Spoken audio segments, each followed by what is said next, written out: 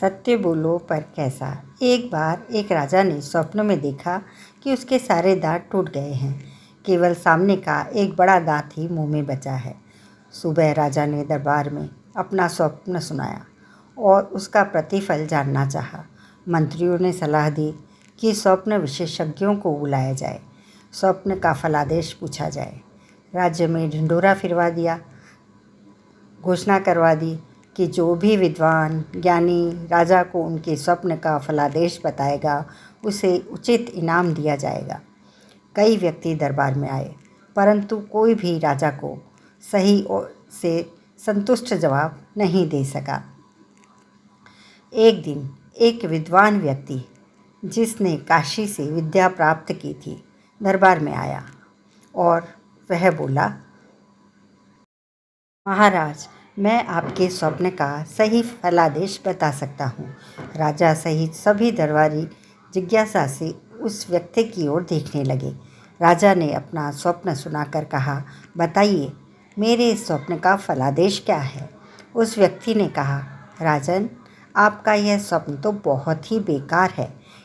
इसके फलस्वरूप आपके सामने ही आपके परिवार के सभी सदस्य मर जाएंगे और आप सबके बाद मरेंगे।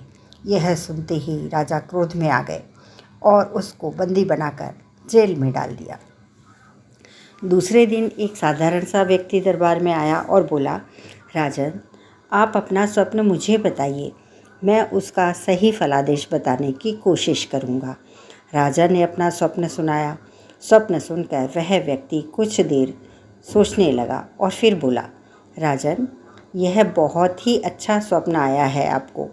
हम सभी प्रजाजन पर ईश्वर की विशेष कृपा है कि आप जैसे धर्मात्मा, पुण्यात्मा, प्रजापालक राजा को दीर्घ आयु दी है। राजन, आपके परिवार में आपकी आयु सबसे लंबी होगी। इससे राज्य का सौभाग्य समझे। आप कई वर्षों तक राज्य करेंगे।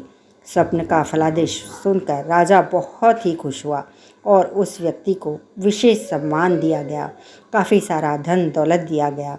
दोनों ही व्यक्तियों ने स्वप्न का फलादेश एक ही बताया, दोनों का एक ही मतलब था। फिर भी एक व्यक्ति को बंदी बनाकर जेल भेज दिया गया और दूसरे को विशेष सम्मान के साथ और उसे धन दौलत इनाम देकर भेजा गया। क्यों? क्योंकि एक व्यक्ति ने महान विद्वान होते हुए भी अपने उत्तर को बोलने में उचित शब्दों का प्रयोग नहीं किया, जबकि दूसरे व्यक्ति ने साधारण होते हुए भी अपने उत्तर और बातचीत में उचित और सही शब्दों का प्रयोग किया।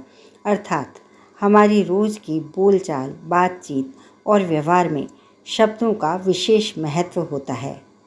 उचित और सम्मानित शब्दों के प्रयोग और मीठा और सभ्य बोलने के तरीके से दुश्मन के मन में भी प्रेम भर जाता है और ऐसे ही गलत शब्दों के प्रयोग से, असभ्य, अमर्यादित व रूखा बोलने के तरीके से अपनों के दिलों में भी नफ़रत पैदा हो जाती है। जय श्री कृष्ण। आपको कहानी कैसी लगी?